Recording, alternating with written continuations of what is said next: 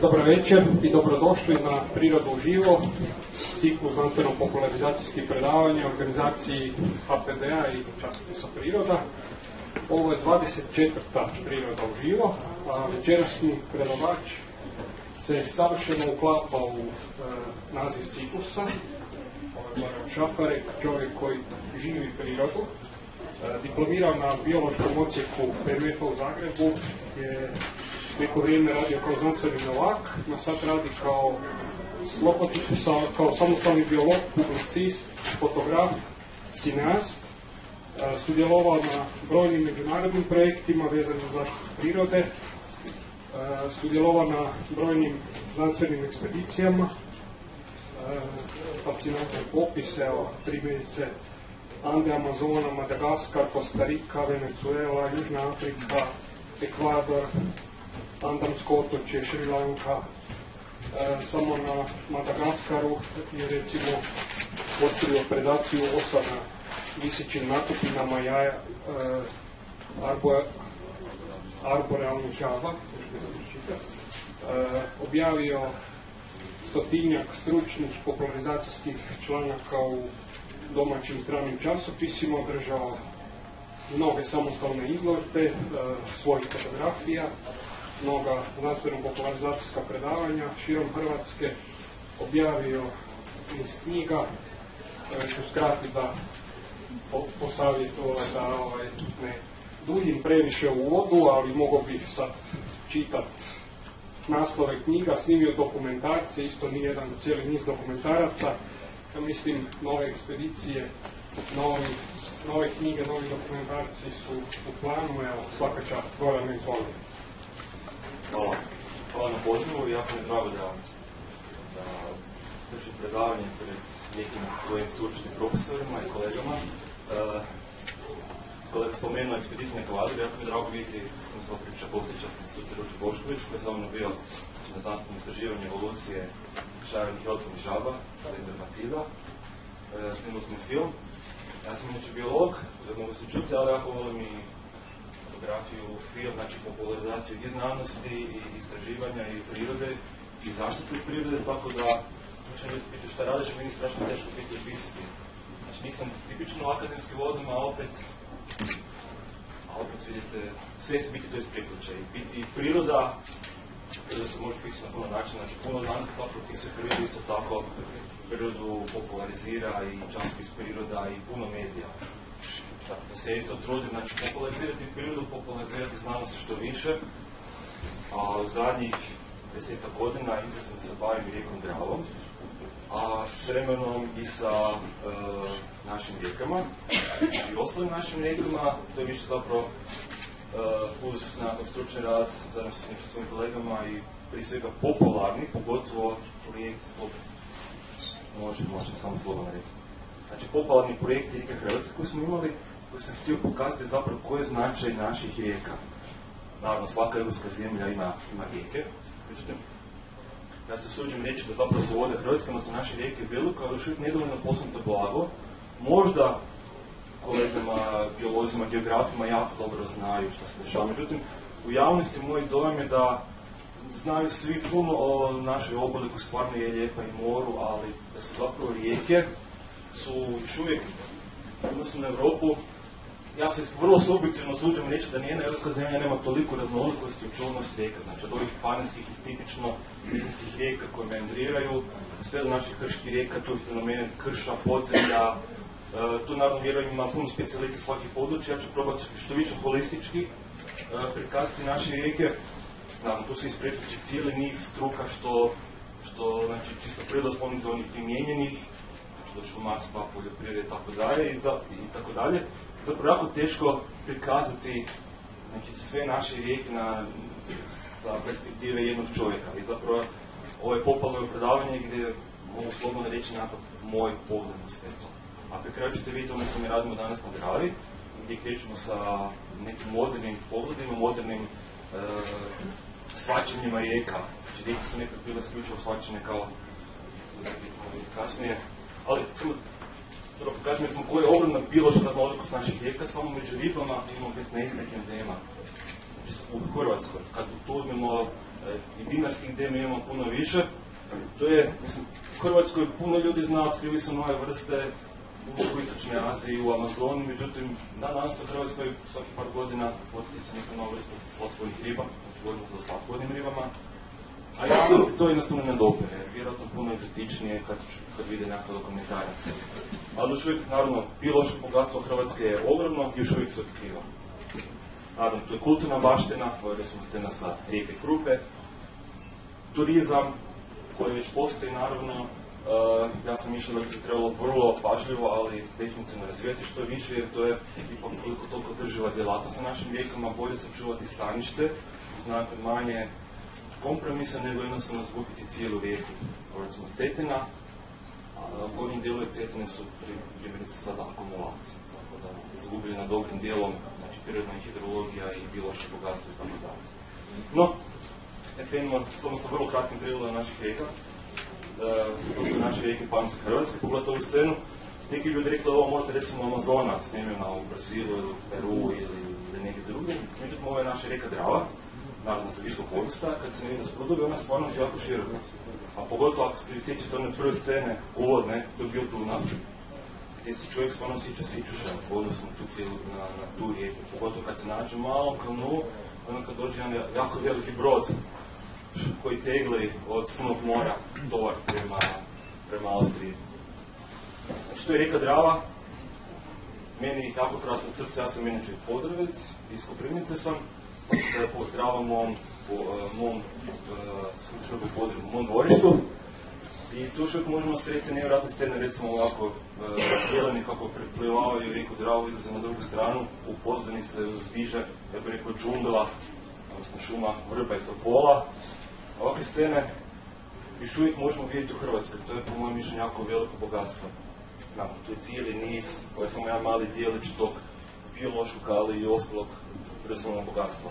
Tu je rijeka Mura, znači Drava, da se vratim, koja je zapravo još uvijek u svom prilično dobrom očuvanom znanju, znači uglavnom je neregulirana, nisu odmah Varaždina, odnosno nisu na Donji Dubrovnik, su zadnje hidroelektrane. Mura isto tako, još uvijek vidimo na njene klasične meandre. Tu je rijeka Sava, koja je ipak u puno naseljenim području, ali već od Siska, ona je pogotovo području Lonskog polja, još je jako predivna rijeka sa cijelim nizom staništa, čuvanih staništa, upravo prije svega biolozi govore o čuvanih staništa, to je najvažnije. O čuvanom stanište imamo zapravo cijele sustave. Dunav, evo spomenuo sam Dunav, pogledajte ovaj brod koji je dugočak možda 100-tinjak metara, a koliko je zapravo širen od cijelog Dunava. Onda vi prođete sa malenim kanuom. Donje to Kupe, znači jednostavna tipična nizijska rijeka. I tu dolazimo zapravo do najvažnijih, a to su zapravo prirodna obilježja naših rijeka, a to je prije svega recimo kod Drave, Dunava, Save, to je prirodna dinamika. Tu dolazimo do hidromorfologije, znači to su procesi meandriranja rijeka, erozije. Recimo ovakva scena još prije 10-15 godina mi se dodala kao isključivo uništavajuća onako apokaliptična scena. Znači, došla visoka voda, rijeka Drava je erodirala obalu, znači ove vrbe su se našle u vodi, znači mi to moramo spriječiti, to svakako nije dobro.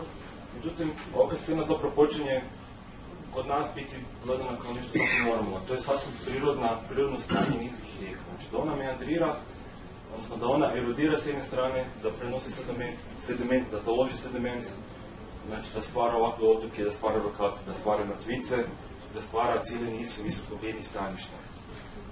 Dolazimo do sprudova strmih obala, recimo ovo je jedan sprud na rijeci Dravi, za relativno niskog vodostaja. Neki bi ljudi rekli da podsjeća malo na neku ribu ili dupina, ali biti jako vrijedno stanište. Ovo je šunčani sprud, jer u ovom dijelu Podravine Drava još uvijek jako brza i ima veliku energiju i može prenositi šljunak. Vidite, s ove strane ona erodira obalu, s druge strane pomalo, znači taloži se sediment. Kako gledamo iz daljine, to je zapravo gola naslov, to su gole naslov šljunka. Međutim, mi se malo približimo, vidimo da to bogato stanište nekih vrlo rijetkih i ugroženih vrsta, recimo ovo je kulik sljetić, vrsta koja se gnjezdi, vidite, gotovo na golom šljunku, tek malo izdobi, napravi se udupljenje, tu položi jaja i pogotovo već od 5. mjeseca svibnja, znači kad se splasnu visoke vode, Ako netko ne zna, počne hodat po sprudovima, dovodi životinja, to se danas još uvijek dešava, redovito svjedočim, vi ne možete prepoznati ta sitna jajašca, odnosno razlikovati ta sitna jaja od blutaka šljunka. Mi na jednom sprudu, veličine nogometnog igrališta, možete biti nekoliko parova ovih ptica. Slično recimo sa crveno-križnom čigrom, koja se gnijezdi također, znači na golom šljunku, dobro, tu je nekako stavljika kiselesna čigrunica, ali kolonije čigri isto budu na potpuno golom šljunku. Mogu biti naravno na pijesku, ali ovom dijelu Drave su na šljunku. I ovo je sve jedna lokacija, znači, samo što je kolonija možda 100 metara uzvodna. I ovo je jedna od najvećih naših kolonija crveno-križni čigri, možda recimo 10-40 parova, i da to prilično staništa koje nestaje. To je inače i nestalo stanište. Znači jedne godine je sprud je to, druge godine visoka voda ga odnese, premjesti, znači to su prilično nestala staništa, ali upravo to je bitno, vidjet ćemo kasnije, za očuvanje cijelokupne biološke raznolikosti. Tu su strme obale, istoderene obale, koje se dugo vremena pokušalo spriječiti jer uzima zemlju, jer uništava, međutim također vrlo vrijedno biološko stanište, zato što se tu recimo, to su kolonije ptica bregunica, koje buše tunele u ovoj nekoj zemlji, otprilike metar dugačke, na kraju to ponavlja proširenje sa gnjezdom. I recimo i bregunice su kolonijalne ptice gdje može biti po nekim kolonijama čak i nekoliko tisuća parova. Na Dravi su relativno manje, ali imate redovito po nekoliko stotinjaka parova. Na sličan način nježe se pčelarice, koje su stvarno jako lijepe i ljudi ih vole vidjeti. Ovo je naravno parenje pčelarica. Često su kolonije zajedničke, znači imate kolonije, znači velike kolonije bregunica gdje se gnjezde pčelarice, imate i vodomare, isto vodomar vrsta ptica koja se gnjezde na sličan način. Ti da vodomari nisu toliko podobni. Zatim rukavci, to ja zovem niti zemlja, niti voda, znači gledano hidromorfološke rukavci su često dijelovi starog toka, znači u dijelovima rijeka koje meandriraju, recimo na Dravi je to već nizvodno tpušće more od Dravu, do tada Drava je isprepletenog toka, gdje zapravo se Drava probija u nekoliko kanala kroz nastavke sedimenta, odnosno šljunka i nešto sitnog pijeska. I naravno za visok vodostaj. Za visok vodostaj voda potpuno ispuni korito od lijeve do desne obale. I tako da recimo na tom isprepletenom toku teško će odrediti koji je glavni tok, jednostavno nema glavnog kanala. Ta ispred Drava u tom obliku zapravo više manje uništena, izgradnjom hidroelektrana, ali još uvijek imamo neke dijelove, recimo na starom toku rijeke Drave, gdje Drava aktivno pomiče korito, erodira, taloži sediment i tako dalje. Znači jedna od tih produkata je upravo nastanak ovakvih rukavaca. Tu je struja vode puno manja, vode pliča, vidite raste vodene vegetacije od trske, šašava i tako dalje. I to je isto stanište recimo za mriještenje riba, tu dolazi recimo šarani i ostale vrste riba. Tu dolazi cijeli niz drugih životinja, ptica, močvarica, životinja, šume recimo, biološka nije životinje šume, ali znači životinje koje su povezane i sa kopnom i sa vodom. Veliki bijele čape, kao što ovdje vidimo. Znači, rukavci su jako vrijedno stanište, međutim, praksa do sadašnje je bila naravno da se svi rukavci danas na Dravi su bili začepljeni. Htjelo se spriječiti, znači, da se Drava uopće pomiče i na taj način su izgubili veliki dio staništa. Međutim, na sreću, još uvijek njih puno preostalo. I to je zapravo jako velika vrijednost. Jer ja često kažem, mislim, vrlo subjektivno rijeka koja nema rukavce sprudove zapravo na govorimo o nizinskoj rijeci i nije više kanal nego rijeka. Popolna područja. Ova je scena iz Kopačkog rita, naravno svi jako dobro znamo što je to Kopački rit. To su 1000 hektara popolnog područja koja, osim što naravno, nećemo sad uopće spomenuti brojke o biološkoj raznolikosti koje svi jako dobro znate. Međutim, naravno, to je danas i vrlo važan turistički resurs, to je vrlo važna retencija za obranu visokih voda, tako da su popolna područja, odnosno močvarna područja, jako važno. Ovdje vidite razumijete popolne šume bijele vrbe, ovdje vidite teščake ili šašike. Tako da scena koja je još isto prije 50 godina većini ljudi izazivala bezvredna močvara, međutim danas znamo da je to jako vrijedno područje. samo nekoliko scena biološke raznolikosti koje tu možemo vidjeti. Vrlo poznata rijeka Jelena, Kupačkom ritu, tako da. Ovo je kratki džol iz Lonskog polja, kolonija, ovo je mala bijela čaplja, to su kolonije Ižlječak i Jakova i ostalih ptica močvarica. Odransko polje, relativno malo poznato, ali isto jako zanimljivo, isto je prilično velika retencija koja štiti i Zagreb od visokih voda, znači od poplava. Ujedno je to naravno pola travnjaci, pola su popolne šume hrasta lužnjaka.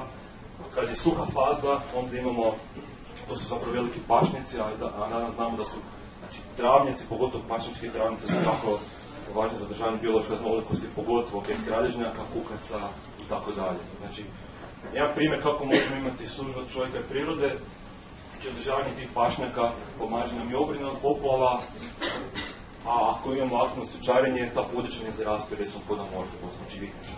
Ako nema stoke, vi imate hektare koji su pod vitnjačom, znači amorfom, to je biljka koja pod navodnicima ne podnosi konkurenciju i guši sve ostale uglavnom. Krške vode koje su gledano sa prirodoslovne strane puno na neki način zanimljivije, jer tu se susreće fenomen krša, vode, sedre i tako dalje. Ovo je spoj. Da li možete prepoznati koje uopće su ove rijeke u pitanju? Bravo, Krupa i Zrmanja. Možda meni osobno najspektakularnije naše rijeke, Krupa i Zrmanja, pogotovo Krupa koja je stvarno jako kratkog toka. Na tom toku možemo doživjeti čisto vizualno nevjerojatne krajolike. Tako da, evo naša lagana šema, znači ta sve krške voda, to smo možemo vidjeti, to su krška polja, znači više ćemo zamisliti na liku, kanjonski dijelovi, slapovi, sedra, znači sve to u kontekstu znači, našeg krškog dijela Hrvatske.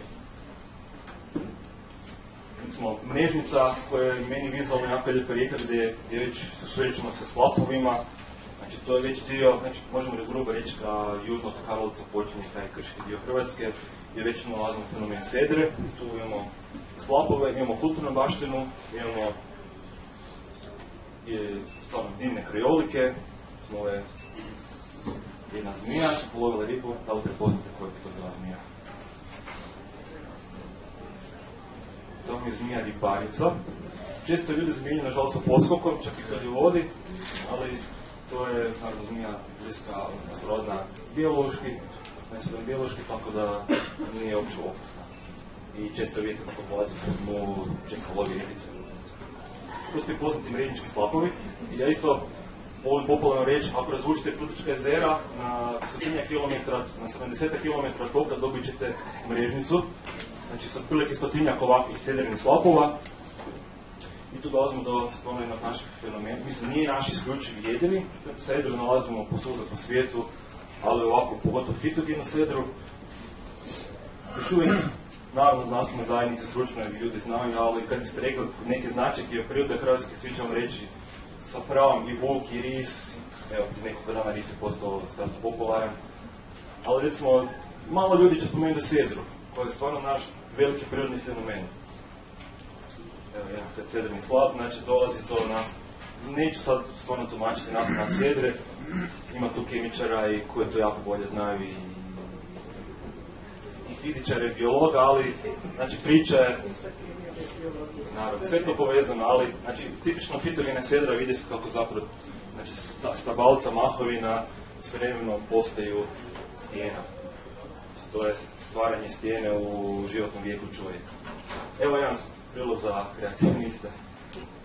Znači, to je sedra u nastanku, znači kad ti kristalići vapnenca pomalo, znači zarobljavaju stabalca, još čak i živa stabalca mahovina, i tako nastaje sedra, znači kod pritiskom kompresira, ali još uvijek postaje dovoljno lagana, tako da čak i koloseo napravlja dobri dijelom od sedra.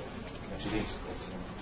Korana, isto rijeka, slično područja, možda je rijeka sa najljepšim izvorom na svijetu, to su naravno poznati Plitvički sastavci, dolje su prvi metri rijeke Korane.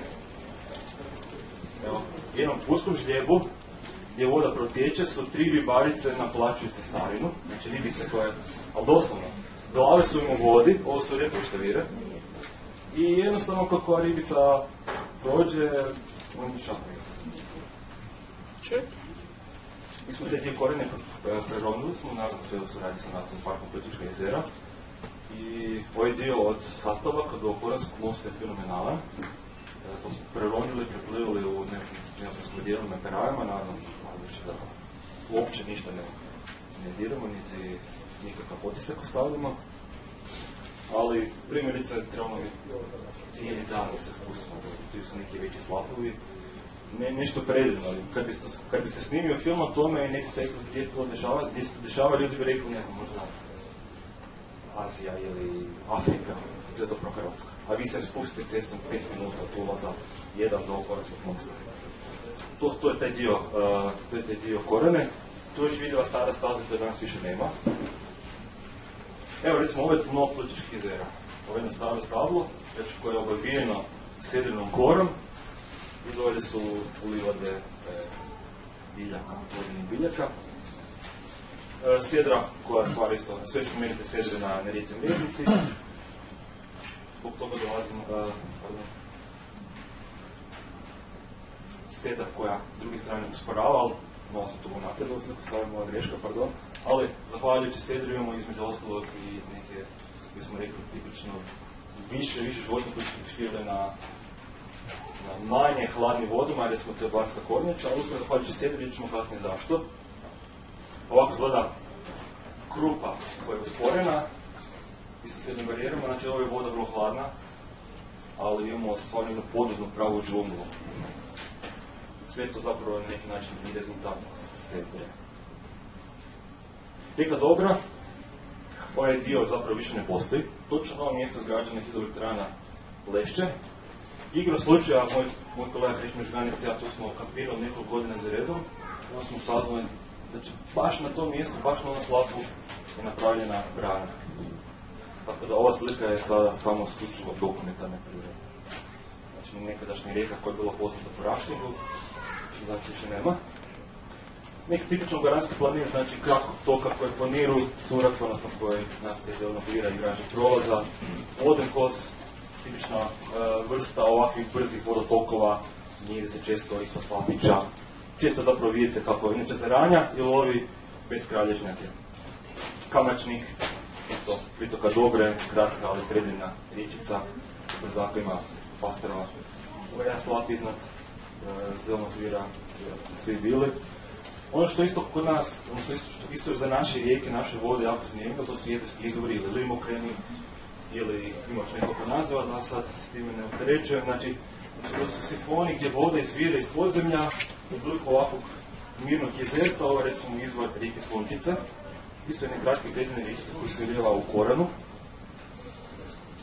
To znaju biti prilično dubok, recimo izvor rijeke Une, čini se preko 200 metara dubok. Evo ovo je rijeka Una, rijeka Cetina, znači sve su to limno predivno, mi smo to popularno nazvali jezerski izvori. Obilježje naših rijeka, to su također ponornice, Krško polje, nije to zapravo ništa novo, ja samo malo dajem kratak pregled. Naravno, prirodoslovci to jako dobro znaju, ali često drže predavanjima i lajcima kojima su to prilično nove stvari. Iako geolozi, hidrogeolozi to proučavaju još godinama, objavljaju se, ali jednostavno danas u medijima zna se šta se najčešće objavlja, a znanost i priroda još uvijek je u drugom, trećem, četvrtom redu. Znači, vrlo pojednostavljeno, znači naš sustav ponornica, podzemnih tokova, pa ponovo, možete zamisliti recimo jedan onaj limnokreni izvor koji recimo bi ovdje se uzdizao. Znači, to je sve dodir propusnih nepropusnih stijena, znači to je fenomen krša, fliša i tako dalje, nećemo previše ulaziti u geologiju, ali možete vidjeti kako to zapravo izgleda, zamislite jedno ličko, krško polje i rijeka Pomije. Znači, veliki dio naših rijeka, odnosno veliki dio rijeka tih krških polja su ponornice, to su Gatska, Lika i tako dalje. Četiri su na nekim mjestima gdje nemate jako velikih niti primitnih tokova, Krbovsko polje, koje zna biti prilično poplavljeno. Ovo je recimo izvor Zagorske Mrežnice, to su kolege biospeleolozi koji se spuštaju i naravno istražuju. To je jedan potpuno drugčiji fenomen, znači krškog podzemlja, cijela druga priča, velik dio vrsta endema i tako dalje. Vidite, sve to je jedna ista priča, znači naše rijeke samo jedan dio pod zemljom. Evo, spomenuto Grbasko polje, 100 puta sam čuo ljudi koji idu, ne znam, proljeće, tako i sa snijegu i pune se, znači, ti podzemni prostor vode izvire, nema kamo, znači, to su Gestavele i svi ti ostali fenomeni. Otkud shvati se šta se desilo, poplava, nešto ne valja, to je vatrogasci. Nekako, evo, prošli par godina, par ljudi mi se javilo šta se dešava. Međutim, to je potpuno normalna pojava, naravno, u krškim poljima koje se plave. A naravno, razvoj ljudskog društva, takve scene jednostavno nisu bile neki zacrtani ljudskim okvirima i to je trebalo na neki način riješiti. Naravno, trebalo dobiti obradiva polja, nekakve krajnosti, ali ipak trebalo bi sačuvati barem neke osnovne dijelove, znači te prirodne raznolikosti, ne biološke, nego jednostavno prirodne. Gatska, tipična podornica koja je opet svojim dobrim dijelom izmijenjena, znači tok je skraćen, predivni šujički slapovi su nestali i izgradnjom hidroenergetskog sustava Senj. Ali još uvijek je Gatska turistički jako važna, znači pogotovo po Pastrvama. Mi smo Gatsku prije 2 godine skoro potpuno preronili isto. Predivna rijeka, jako hladna. 7 mm neoprena sat vremena ja više nisam mogu izdržati.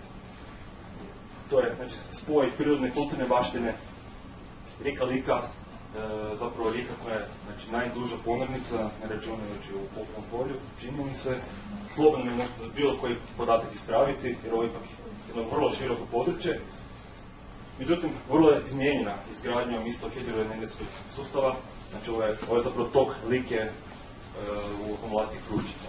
A i onaj tok iza, znači u Kosinju je prilično izmijenjen, znači nalazi se u polju, ali hidrološki je jako izmijenjen.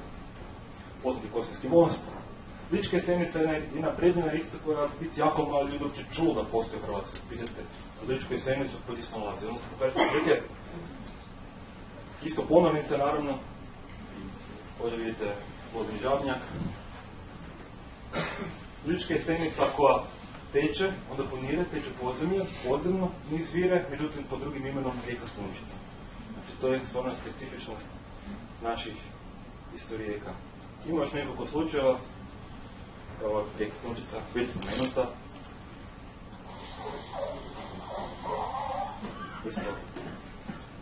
To su sve, naravno, staništa po nacionalnoj klasifikaciji staništa. Nisam stvarno htio da pričam davim sa tim podacima, ali sve su to, znači, vrlo značajne rijeke. Dretulja, isto, Krško polje, znači, biti definicija Krških polja, znači, nekako vrsta zaravni, često sa površinskim tokovima, ali i bez. Una, gornji tok Une, naravno, nije to više rijeka Krških polja, čini granicu sa Bosnom i Hercegovinom, međutim, postoji kao jako dobra rijeka za rafting, gdje možete doživjeti stvarno predivni adrenalinski užitak. Štrbački buk, jedan od predivnih slapova. Gornji tok Kupe, isto. Krška rijeka Zrmanja, stvarno spektakularna, sustav je rekao, odnosno Zrmanje Kupe i Krnjeze. Pogledajte recimo ovaj, može čak i mjesečev krajolik, i dolje imate oazu, zelenu oazu, znači to je rijeka Zrmanja. Probajte doći, ovdje spustite se ili imate si pare, i pokazavate ili imate teško penjuće stijene. Naravno, postoje staze koje idu u uzdušnom korijeru. Visoki buk, estuari, rijeke Zrmanje, isto estuari, postoje naši fenomeni. Imamo estuari, rijeke Krke, Cepine i tako dalje. Naravno, gdje se more pak vlači, znači sa donje, znači sa pridana voda teče uzvodno, slatka voda ide prema moru, znači dolazi do zonacije, do miješanja, znači isto jedna vrlo zanimljiva priča. Čekaj, recimo, Zrmanja, vidite, u ovom dijelu, u ljeti Zrmanja presuši, znači na pola puta presuši, i to je ta negdješnja veza, biti većina vode otišla prema Krki, onda izvire na velu Miljacka. Kod hidroelektrane, znači biti geolozi pretpostavlja neka ostala rijeka koja je išla, znači, Zrmanje Krka, možemo tako nazvat, međutim onda je, znači, Zrmanje se okrenula, ali još uvijek dobar dio vode ide prema rijeci Krka. Rijeka Krupa spomenuta, znači Krupa sa svojim sedrenim barijerima, sa viziranim tokovima, sa ovakvim lukama između, znači to su, znači, prvo male naplavne ravnice, gdje su nekad čak ljudi pričali da smo izgajali pšenicu ili kukuruz, zaboravio točno šta. Već ste vidjeli kod izvora i grupe, poznati Kudin most, izgrađen od cedre, steni blokovi koji su lagani, lako se obrađuju. Ova scena nije Plitvička jezera, nego isto je znači sve zeleno, a biti kad malo odzoomirate vidite da se nalazimo u tipičnom onom surovom dalmatinskom kršu. Isto, sjedra vlada, su vidite svaku stijenu koju vidite, osim možda neku kutu, sve što vidite na dijelu je voda i sedra i naravno bitke. Znači sedra apsolutno oblikuje korit, odnosno krajolik neke grupe, izrmanje i tako dalje. Krka, njen poznati kanjonski dio, ogrlice, znači sedrene barijere, odnosno sedrene terase, stepenice. U jezerini dio, znači gdje su Krka i s ove strane Čikola usporene sa Skradninskim bukom, znači najvećim slapištom u Europi, i dobili smo zapravo protočno jezero. Znači potpuno se mijenja uvijek, imamo drugčije zajednice, imamo močvarnu vegetaciju, znači trščake i tako dalje, što inače ne bi imali barem ne u toliko mjeri. Znači dobili smo jednu veliku raznolikost.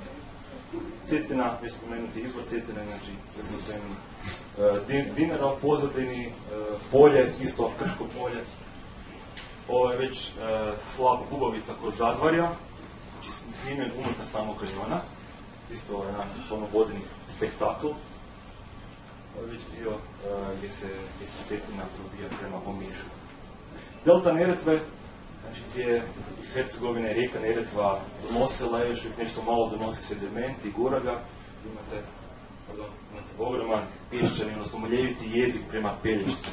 Naravno, to su posebna slana staništa sa cijelim nizom biljnih zajednica, životinja koji su prilagođeni tim uvjetima. Naravno, velik dio doline Neretve, pogotovo kod Opuzena, je melioriran, pretvoren u plantaže. Međutim, kod Metkovića još uvijek ima vrlo velika močana područja gdje vlada trska, šaš i tako dalje. Znači, a poznato šta je dolina Neretve i za ornitologiju i zapravo za cijelu biologiju. Vidite sve, znači sve ravno, znači zato govorimo o delti, odnosno naplavi sedimenta. Ovo je snimljeno, ovo su oštrgari sa ušća Neretve, znači ptice koje gace i ima znači, ovako dugačke noge, znači učinito za čorline ovako stanište nevjerojatno važno. I za nježenje, znači čorlini, skupina ptica sa dugačkim krilima, s dugačkim nogama koje se hrane upravo ovakvim moljevitim pješčanim staništima. Tako stanište imamo znači, na Neretvi, imamo pogotovo sjeverozapadni Dalmaciji, Uvala, Planići, Ljubač, na Palagu i tako dalje, znači blata. Znači već smo dobili nakon dovoljno da su zapravo rijeke vrlo složeni sustavi, znači dinamički, hidromorfološki, geološki i tako dalje. Međutim, kad se gleda gospodarenje rijeka, taj sustav vrlo pojednostavljen. I kad nešto pojednostavite i pokušavate gospodariti na takav način, naravno da ćete doći do nekakvih vrlo loših posljedica. I dugo vremena zapravo su se rijeke u Hrvatskoj doživljavale kao možda ovakvi ravni ili blagosnuti kanali. Znači, tako smo učili u školi, znači kad ih crtamo rijeke su. Ovo se zapravo najviše primjenjuje na naše nizinske rijeke, kada ćemo se malo ograničiti, ali naše nizinske rijeke su najviše promijenjene. Znači, u školi tako ih učimo, gledamo oko radom, recimo odemo tu na Savu, vidjet ćemo da rijeka Sava blago meandrira, a iako pogledamo stare karte Save, tu je bila cijeli niz kavaca, mrtvica, recimo Savica je danas jedna od rijetkih ostataka, Jerun je bio veliko popularno područje i tako dalje. Zbog jednostavnosti ih tako ucrtavamo u karte, nekad nije bilo gisa, danas ipak je to već puno lakše. Međutim, već smo vidjeli da su rijeke vrlo složeni, iznimno složeni sustavi, znači koji idu svim mogućim dimenzijama i gore i dolje, recimo čak i lateralno, znači utjecaj rijeke je i sa lijeve i sa desne strane.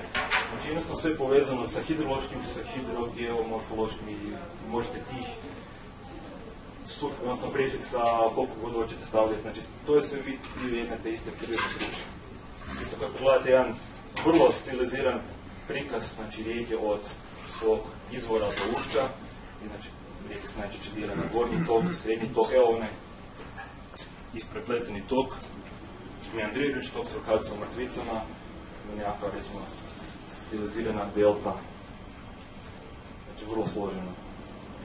Ono što recimo ako malo ljudi zna da uz vodu tu teče i rijeka sedimenta, znači šljunka, pijeska i još finijih suspendiranih tvari. naravno puno sporije, ali svejedno, znači taj šljunak malo kreće se kultura, se zaoblje, sad je šljunak naravno zaobljen, znači izazvao si pada ili nekako drugčije. Tako da isto vrlo važno je upravo znači, to tečenje, odnosno prijenos sedimenta, znači te sve vučne sile i tako dalje. I tu konačno dolazim do rijeke Drave, koja je moja najveća specijalnost, znači zadnjih 10 godina bavim se stručno znanstvenim i tako dalje, s problematikom, zato što je rijeka Drava imala puno prijetnje. Da se potpuno regulira, da se napravi nekoliko hidroelektrana, ovdje apsolutno nije na meni da govorim koje su potrebe i za jednim i za drugim, međutim, istraživanja mnogih znanstvenika, stručnjaka, ne samo hrvatskog, nego iz Europe, su dali puno bolje proširili sliku što je to zapravo i rijeka Drava i što su to zapravo nizinske rijeke i rijeke općenito. Znači, vraćam se na sliku. Znači, Drava je pod Natura 2000, skoro cijeli tok. Vidite, regionalni park, i 4 godine proglašen Mura Drava, prvi takav regionalni park u Hrvatskoj. UNESCO rezervat biosfere, čovjek i biosfera. Pogledali smo raznoliko staništa samo na ušću Mure Drave, Mure u Dravu. Znači, nalazimo stvarno jako velik, na jako malom prostoru, nisu 1000 hektara kao što recimo u Kopačkom ritu, nego govorimo svega o 1000 hektara. Opet nalazimo stvarno jako veliki broj staništa, vidjet ćemo grubo koje su to. I dan danas imamo ovakve promjene toka. Ovo je nam je novo ušće rijeke Drave, u ovom dijelu u Muru.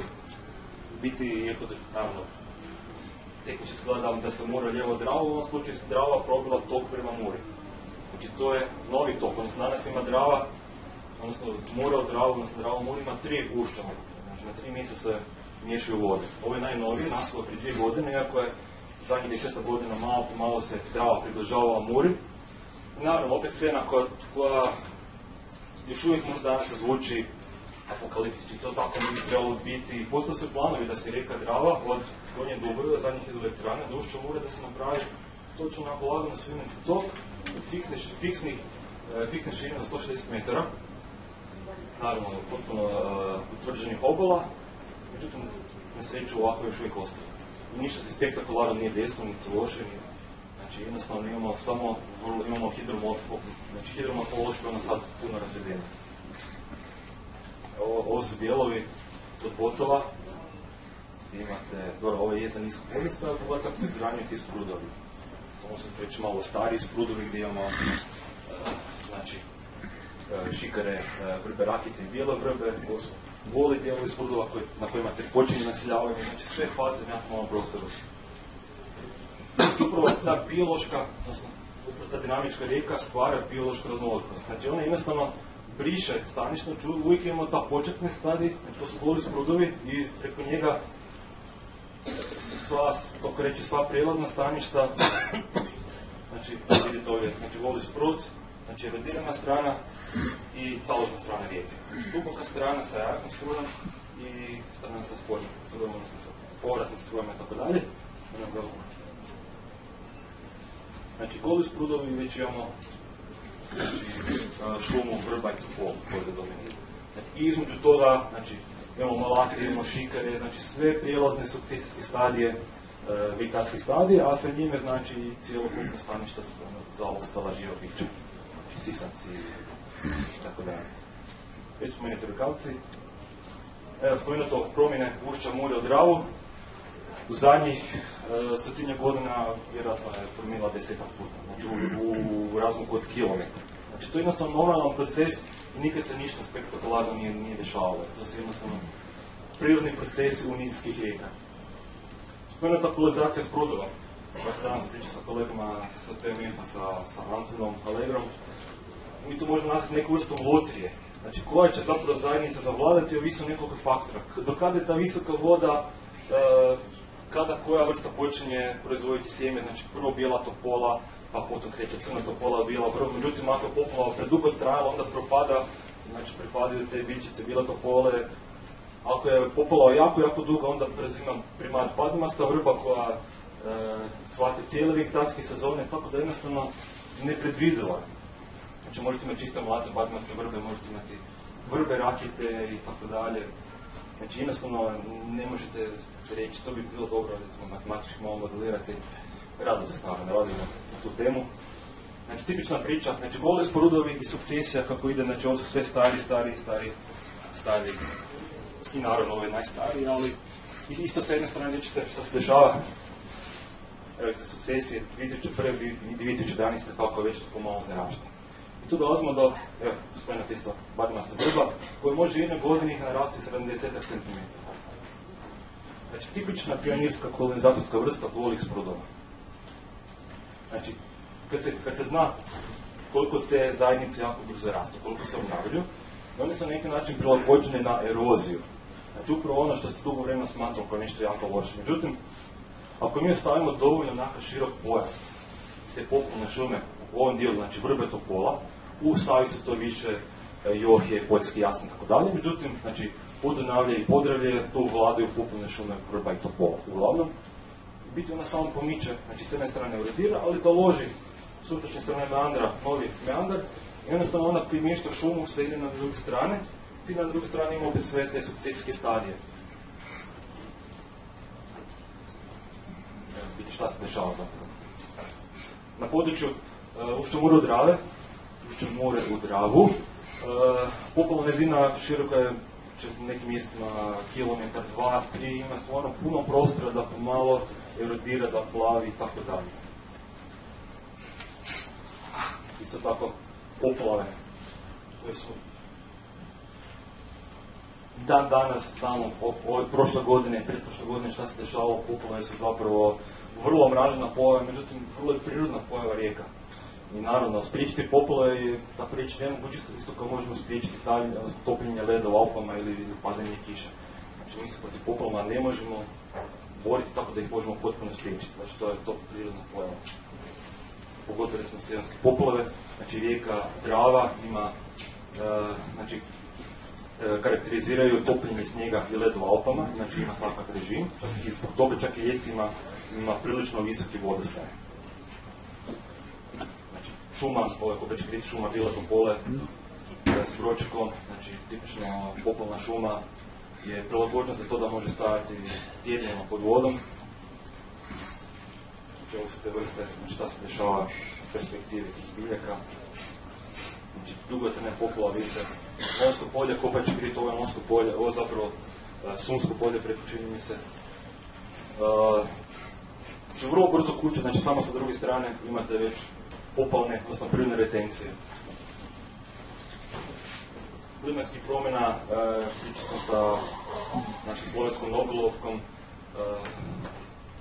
zaboravio sam ime, pardon, sjetit ću se pa ću vam reći, isto baš o utjecaju klimatskih promjena na atmosferske ekstreme, naravno to još uvijek sve prilično teško je povezati, sad ova poplava došla zbog klimatskih promjena, međutim, znanci trebaju reći da li dolazi do nekakvog povećavanja tih ekstrema, do poplava, do suša, znači to treba statistički obraditi, ali može biti da je izvjesno da će biti klimatske promjene, da će biti stvari sve gore, sa sušima, sa poplavama, znači mi se moramo još, poplave će još više prijetiti. A danas mi se štitimo poplava uglavnom na tehnički način. Kao što je rekao jedan američki hidrogeolog, poplave su Božje djelo, ali su štetu poplava uvelike djelo čovjeka. To je moj omiljeni citat. Znači, ne bi trebalo gledati i treba razlikovati kad smo već kod poplava, nećemo ulaziti sad previše problematiku poplava, međutim, nije isto poplava i šteta poplava. Znači, poplava kao tako je prirodan proces, međutim, šteta od poplava je nešto neželjeno. Prošlu godinu su me maltretirali mediji, onda sam se potrudio na jedan vrlo sistematizirani način, iz kojeg ne bi trebali nekakve prevelike stvari izvlačiti, ali čisto da se vidi princip, znači, važnost je očuvane poplavne nizine, odnosno prirodnih retencija.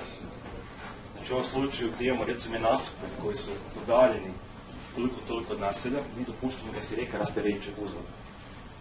I malo po malo plavi i gubi tu svoju visinu. Naravno, ovisi o nekakvim stvarno ekstremne kiše, možda ništa neće pomoći, ali se može značajno oblažiti. Ako imate rijeku koja je regulirana, stisnuta usko korito, nasipi koji su 2 metra doslovno od lijeve i desne obale, jednostavno rijeka se ne može rasterećivati. Negdašnja poplavna nizina je previše sužena i vi ste od rijeke pretvorili da vremensko bombu. Znači Znači, nema te nastavke koje će izdržati toliko nalogu. I zato, recimo, pogotovo na Dravi smo razvijeli smo imanje sa kolegama. Čak ako već stoji prirodna poplavna nizina, ona je često najbolja zapravo zaštita i od erozije i od poplava. Znači, trebamo samo staviti dovoljno prostora toj rijeci da primješta šumu s jedne strane, da ju plavi, jer je prilagođena, bili smo i na eroziju, bi se prilagođena. Možda to teško, to možemo za životinje reći i za biljke, ali za ovako poplavno predavanje isto možemo čak prilagođena. Znači, i na eroziju i na poplavanje.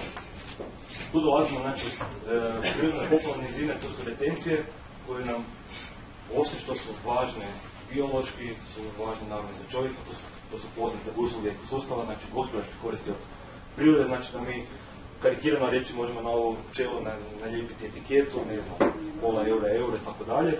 Znači, Europskoj uniji su u naturi 2000 cijenjene na 300 milijardi eura. Znači, usluge ekosustava. I zato je Državni zavod za zaštitu prirode zajedno sa programom za razvoj Ujedinjenih naroda prošle godine, ja sam na tom mjestu surađivao, smo pravili usluge ekosustava rijeke Drave. Prvo projekt se zvao Drava Sava Floodplains, ali konkretno bio na području Gornje Podravlje, znači upravo gdje ja živim, gdje su zapravo najbolji čuveni dijelovi dravske poplavne nizine.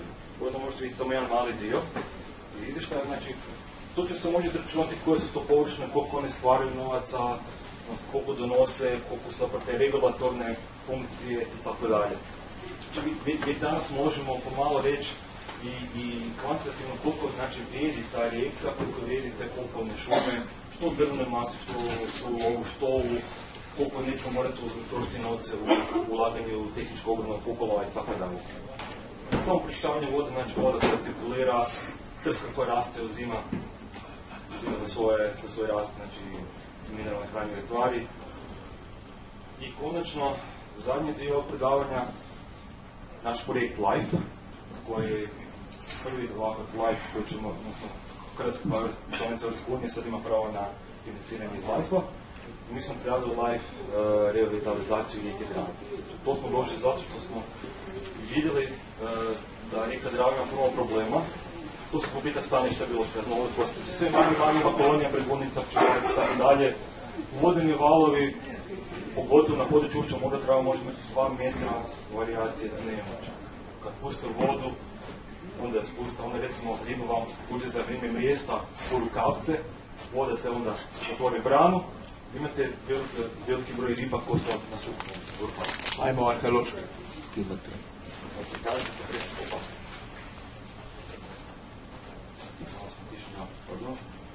Nisam sam menit, ali pri kraju smo.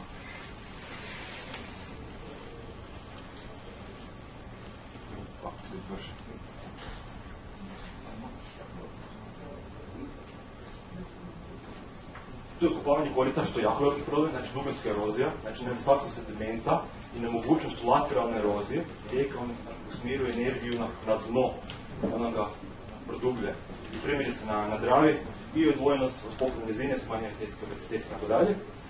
Recimo na Dravi je očin ukupni pad korita 2 do 4 metra, ovisi o lokalitetima, 2 do 3 cm godišnje neka Drava se prikopava. Znači nedostatak sedimenta uslijed hidroelektrana koji se tiče donos novog sedimenta i zbog ipak velikog i zbog ovog otoka koje onemogućuju lateralnu eroziju, odnosno donos novog stječnog materijala sa neposrednih područja. To dovodi do pada podzemnih voda. Naravno, primjer segmenta je jako važno, to sam već spomenuo. Ovo ćemo malo ubrzati. I tu dolazimo do tog koncepta dajmo rijekama malo više prostora. Znači ovo je da stavili pogled na rijeke, ovo je novi pogled na rijeke, vidite, znači rijeka kao kanal nasip jako blizu rijeke, novi pogled, znači koji promovira i okvirna direktiva o vodama i direktiva o poplavama i tako dalje.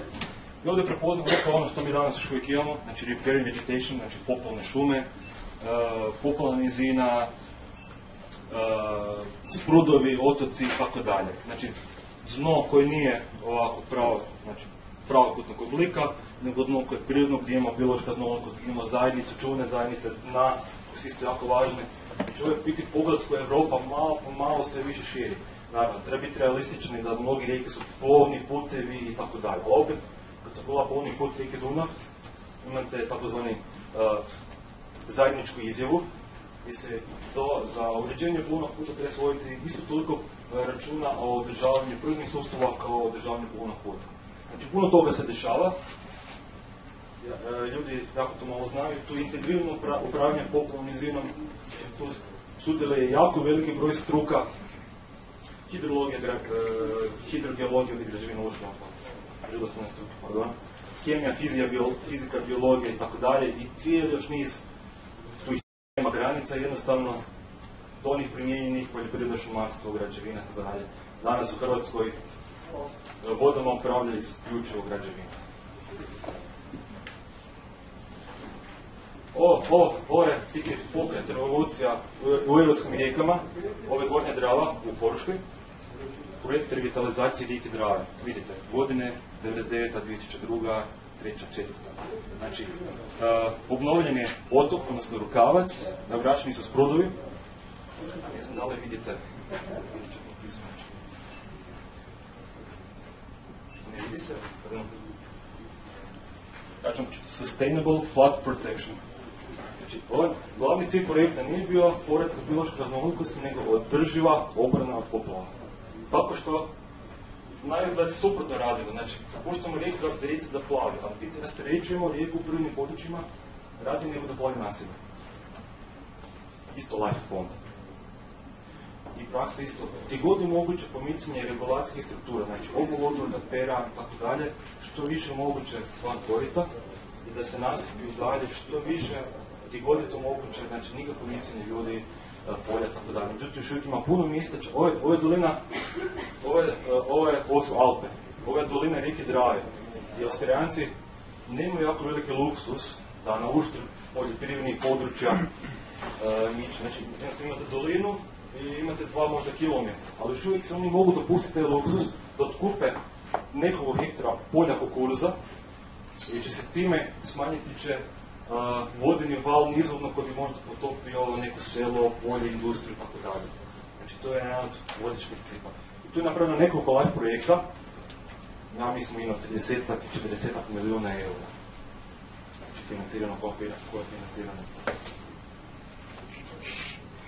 Evo, ovo je plan za rijeku Dravu, znači naš prvi live. Predviđen je, mislim da nešto smanjen među vremenu, možda 3-4 milijuna eura.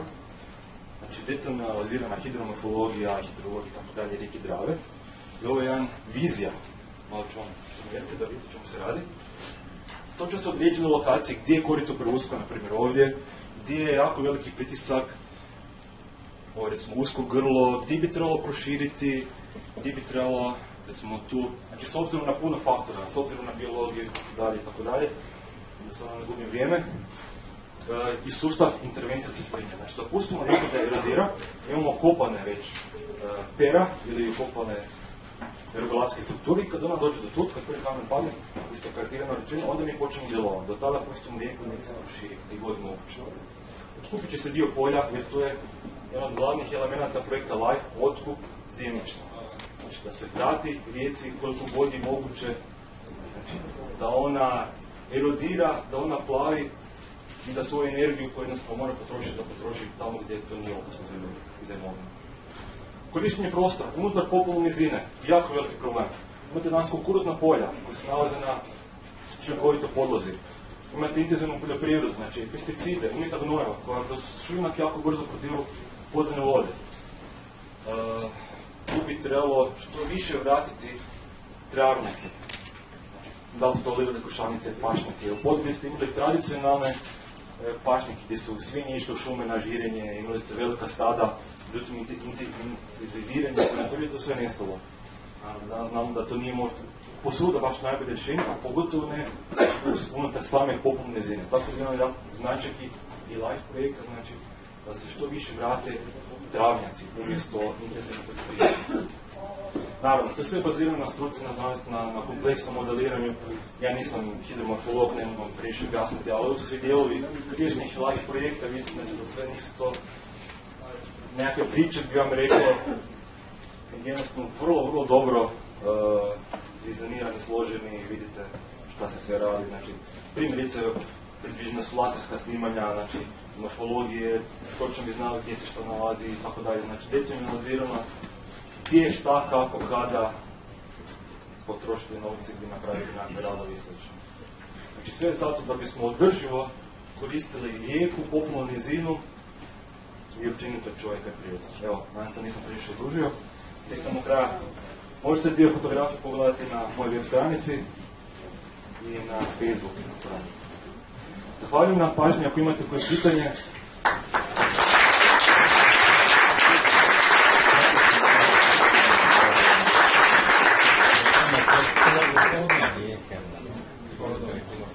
Zahvaljujem na prekrasnom predavanju, lijepa fotografija, eto sad, najljepša što smo imali na prirodi.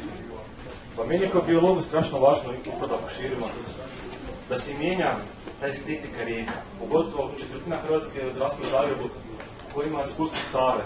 I naravno kad njemu kažete rijeku da će zamisliti upravo fotografima, treba isto malo pokazati kako zapravo rijeke bi izgledale, kako su nekad izgledale, kako bi mogle izgledati rijeke i njihova pripadajuća staništa. Nismo nikad ograničiti rijeke, znači rijeke nisam u vodi željeli desna obala. To je popolnim područjima, nizinskim ide kilometrima, jedan meandar rijeke Dunav više 20 km mjestimice. Znači to sve jedna amplituda djelovanja i podzemnih voda i tako dalje. Jednostavno treba slikama i znanstvenim radovima i slikama i emisijama pokazivati znanstvene, stručne dostignuće.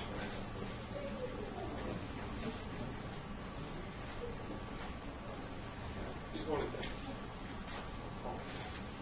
Ima kako pitanje ili komentar? Može. Hvala vam. Prije su dosta favorizirali izgradnje hidroelektrana kao ekološke, u smislu nuklearne elektrane smatrala lošom, a veoma dobro a hidroelektrane su kao obnovljive i ovo, a u biti se vidi da to nije ekološki najmanje. Ono lokalno u stvari potpuno mijenja prirodu. Hidroelektrana što mi nismo lokalno, nego bili smo, rijeke su vrlo složeni dinamični sustav. Znači, samo što brana pripriječi sediment, kao recimo imate dolini Neretve, više nemate dotok novog sedimenta. Znači, delta i Nila i drugih rijeka pomalo tone. Znači, tone more nikad, odnosno, kako se zove od Metkovića, vodocrpilište, sve više imaju more, znači slanu vodu. Znači, imate smanjen dotok slatke vode. Da, znači za sveljenje tla, znači to je, a hidroelektranu prvo imate možda 50 km uzvodno u Hercegovini. Tako da jednostavno utjecaj hidroelektrana se može mjeriti i deseticama, ako nije stotinama kilometara od točkastog izvora, jel? Naravno, hidroelektrana na licu mjesta smo Donja Dubrava, površno čini se najjača akumulacija ili Petrića najveća. Da ćemo provjeriti, nije niti bitno, ali ogromna je. Jednostavno imate betonske obale 10 km, nemate ništa više od geologije. Znači, potpuno izbrisuje staništa. Plus, na tom dijelu su podzemne vode jako visoko, nizvodno podzemne vode padaju, šumari su mjerili pjezometrima, imate čak od -7 metara pad podzemnih voda. Znači, to su utjecaj koji se šire i direktno i indirektno preko Save. Sve do mora ponekad. Tako da hidroelektrane nisu, to je vrlo složeno pitanje, naravno, teško je pogotovo na kraju sa predavanjem, ali moje mišljenje da to svakako nisu ekološki i zeleni izvor energije. Obnovljivi kad se gleda naravno voda koja teče, ali s obzirom na staništa i s obzirom na te neke biološke vrijednosti, apsolutno nisu obnovljivi izvor energije. To je moje mišljenje naravno. Gledaš, bio je dobar dokumentarac Dunav, Europska Amazona. Da. Gdje su pokazali baš recimo kada je Đerdap izgrađen, recimo moru na koje mogu i 100 godina živjeti, će vjerojatno izumreti jer ne mogu se više mrijestiti, ne mogu proći kroz... Znači mora već način. I sad kilometrima jer se to postao kanal, ne, naprosto nakon hidroelektrane to je više ravno pravo, možda nečak od Đerdapa nego gore iznad. Gospodino pitanje. Je li Drava bila kada smrznuta da se moglo prelaziti preko leta? Meni se čini da je. Ja mislim da je. Je bila? gotovo sigurno, da danas imate obrnu od... Ja vidite, Sava je bila 29. godine i svatovi su prelazili, svi ošli po bledu. Vidite se mi. Drava je bila pogledom Naišli su na Vrutak gdje je tanak led. Bračni problem. Da, mislim, danas imate isto obrnu od popola, ali od djelovanja leda. Znači, led isto može napraviti velike čepove. Ne znam kako je bila kad smrznu. Pa, ne mogu vam reći točno, ali gotovo sigurno je bila barem nekim dijelovima. Sava je bila.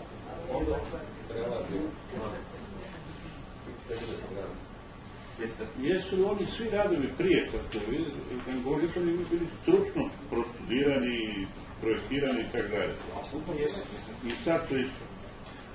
To je sad teško pitanje, znači imate znači hidrograđanski struku, imate cijeli fakultet građanski, ali znači već sam rekao, ako uzmete rijeku kao, a priori uzmete kao relativno kanalu, bez svih tih značajki, mislim, nije to ništa novo što sam ja sve rekao, ali jednostavno shvaćanje rijeka se malo po malo mijenja. To je prilično složeno pitanje. Naravno da struka, građanska struka jako dobro zna gdje na kojim mjestima treba staviti perovi obolutu, da se mjere, znači to su isto vrlo složene hidrološke istraživanja danas u pitavskim modelima. Međutim, jednostavno, koncept popola nizine je bio što više smanjiti, to je nepotrebno. Danas znamo zapravo u Americi imate u Mississippi imali ste katastrofalne poplave, isto se vraćaju jako velika područja, popolna područja direktno uz rijeke, upravo se ciljem obranu poplava. I isto u Europi imate stvarno jako veliki projekt, jako veliki broj projekata. Tako da, moje mišljenje da treba spojiti najbolje od hidrograđanske prakse, pogotovo u naseljima, da apsolutno treba štititi imovinu, industriju, prometnice, mostove i tako dalje. Ali u periodu gdje god je moguće, znači između naselja, čak i po cijenu možda nekako polja, pola hektara, znači to više dopustiti da se rijeka rastereti. Znači time vraćamo biološku raznolikost, smanjimo malo po malo opasnost od poplava, vraćamo turističke potencijale i tako dalje. Znači to je sve pitanje jako dobro organiziranja puno struka, znači to je ono integrirano upravljanje poplavnom nizinom i uz dobru organizaciju, dobro poznavanje terena, kao što sad recimo radimo na LIFE. Evo, na LIFE projektu rade Hrvatske vode i s druge strane naravno Državni zavod za zaštitu prirode ministarstvo, ali i udruge koje su se dugo vremena protivile ovakvim regulacijskim radovima.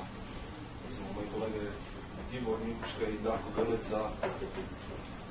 I ja u neko zadnje vrijeme dosta dugo smo se sukobiljavali s Hrvatskim vodama, ali sad zajedno radimo na projektu LIFE, jer Hrvatske vode su ipak državna agencija za upravljanje vodama, jedino oni to mogu raditi. I oni isto vide šta se dešava u Europi, neke promjene, znači jednostavno jako dobro, malo po malo, znači niko ne može sad vratiti cijeli jedan dunavski meandar ili jedno područje veličine Lonskog polja. Mislim, nekad znate da nekad pola Slavonije proljeće bilo pod vodom, moćeno područje. Ali treba malo po malo, i tu nisam čak nekako biologija, nego sam poljoprivreda. Znači vraćaš to je više god je moguće ekstenzivno stočarenje, koji dopušta vladanje jako velikih površina. Lonsko polje, Crnog Slavonskog Broda, Bjelas polje, Odransko polje i tako dalje. Znači jedan vrlo složeno upravljanje poplavnim zidama. Što kažete da ovo što radimo u Sloveniji samo sa svim pitanjem tranzama, kako se to zapravo, u kojoj relaciji sa ovom idejom modernog shvaćanja rijeka? Pa, to biti hidroelektrane su uvijek drugčije malo priče, znači to je tu još jedan jako velik sektor, to je energetika. To značajno komplicira rijeke. Ja sam slovenske kolege pričali da Slovenija jednostavno morala se učiniti pritisak ciklus. Prvo se lačemo ići na željeznicu, lačemo ići na ovo ili hidroelektrane, znači oni su sad uplanirani, neki su izgrađeni, su Pežice, su upravo gdje su gradnje. Teško mi reći nisam upućeni iz prve ruke, ali naravno nije ni sve, ovo što sam rekao, ovo je zadnje, naravno, to su početci. Još uvijek imate dijela rijeka koji se uredi kao plovni putevi, a rekao da znači malo po malo ovakav princip se više razvija. Tako da, mislim da je čisto biti prilično velika opozicija tim slovenskim hidroelektranama, pogotovo središnjim toku, gdje imamo ribu mladicu, znači kuko, i upravo zbog toga, znači to je natura vrsta, tu će biti za Sloveniju ipak prilično problema i nije isto da će baš pogotovo tom srednjem toku biti izgrađeno sve tih hidroelektrana. Naravno, to je pitanje zapravo i naših, u zagrebačkih, ali mislim da ovo ipak malo prelazi ove okvira, ali to je problem energetika što dodatno posloži program. A čiji su Mađari preplovili kanal Rajna-Majna? To ne bi znao. Naši. Dunavski Davorci. Prvi su to plovili. Znam, gospodin Andrej Josip Jura Štrosmajer biti prije počeo, znači osnova, mislim, društvo za regulaciju rijeke Vuke, tako da je to moguće. Znači, mislim, hidrotehnička struka Hrvatska ima stvarno jako dugu tradiciju i vrlo je kvalitetna, ali treba jednostavno pomiriti nova znanstvena saznanja, pogotovo o prirodnim vrijednostima, i spojiti to sve stvarno da to bude održivo. A tu sve to pitanje složeno, svako od ovih pitanja toliko složeno se može napraviti jedan cijeli kongres. I teško to reći, zato ovo je neki holistički pristup, popularni, koji promiče ipak te neke nove ideje koje čini na cijeloj Europi sve više ukorijenjeno. Možda još koje pitanje? Spomenuli ste problem sa nedostatkom sedimenta i prenošenjem kroz rijeku. Dobro. Kako je danas pristup tome da se to još uvijek danas radi, jer to utječe i na podzemne vode i na sprudove? Jedan način da se omogući lateralna erozija što više, znači jednostavno rijeka da erodira i ponovno sustav vraća dio tog sedimenta. Mislim da su baš krajem godine su Hrvatske vode obnovili zahtjevi da je se iskapne šljunka, onda se mogu vidjeti neki podaci koliko sedimenta uopće nedostaje, koliko su godišnji proteka, ne znam napamet sve te podatke. To se još uvijek radi, čisto važno. Da, recimo prošle godine su Hrvatske vode trebali projekt 11 lokacija za iskapanje šljunka. Iako ovi 2-4 metra mjesto se kopala rijeka Drava. Zbog plovnog puta, iako zapravo na Dravi uzvodno od Osijeka, a eventualno još malo do Barča, nemate luku, imate hidroelektranu, imate 2 sela na samom.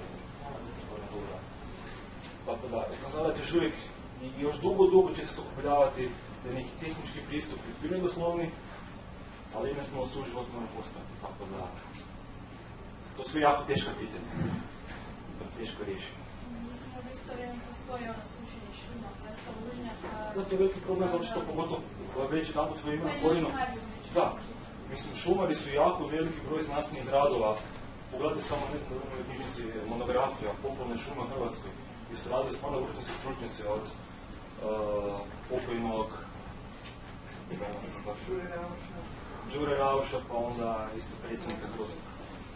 Sjećamo se isto to. Znači, cijeli niz, znači akademika iz Šumarske akademije, da, koji su stvarno i pokazivali znači, znanstveno temeljene podatke, problemi sa korijenjem, sa sušenjem šuma koji su štete, čak recimo kad je bila hidroelektrana predložena na rijeci Dravi, proračunalo to koliko bi to bile štete znači, u tim prirastima i tacima i tako dalje.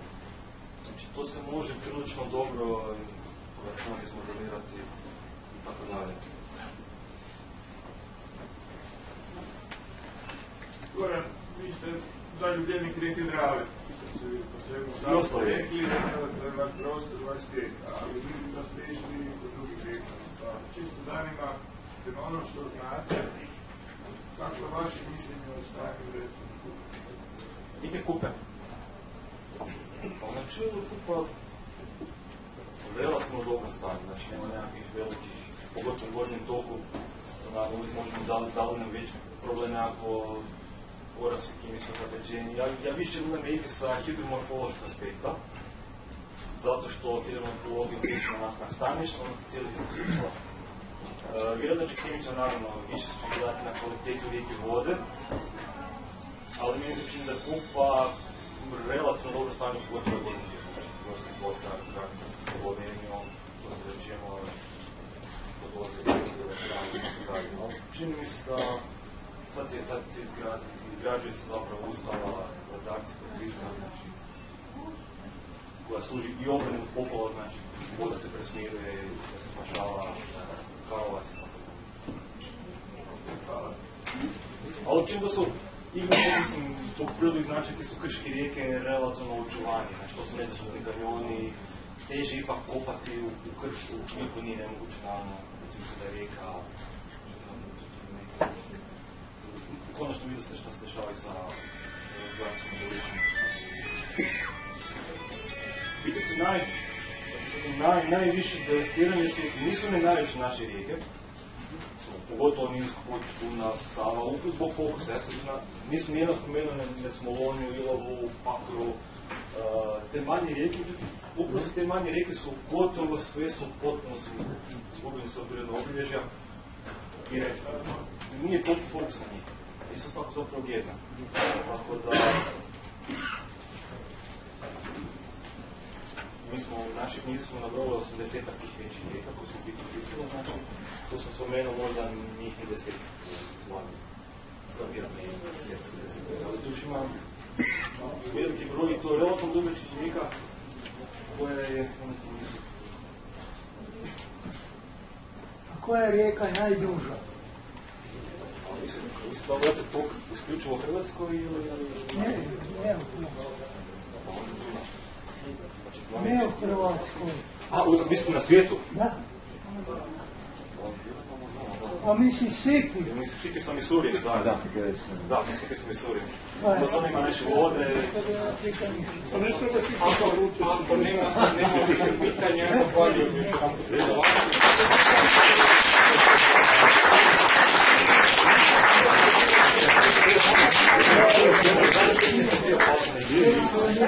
Zadnje pitanje se pao ne iskreno. Sad pomalo.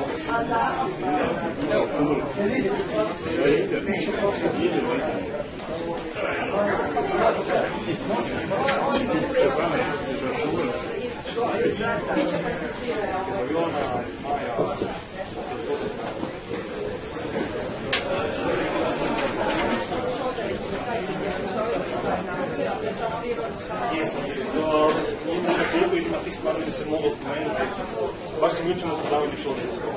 Pošto sam samo istrali. Isto jedan biti pozitivni glavni put. Znači, imamo gospodarske aktivnosti s preštavljanjem da se rodi na crta, ali stvaramo da sami se moći nastaviti. To je prirodno to koje što je što se privlačuje na stil da ovo imamo napraviti.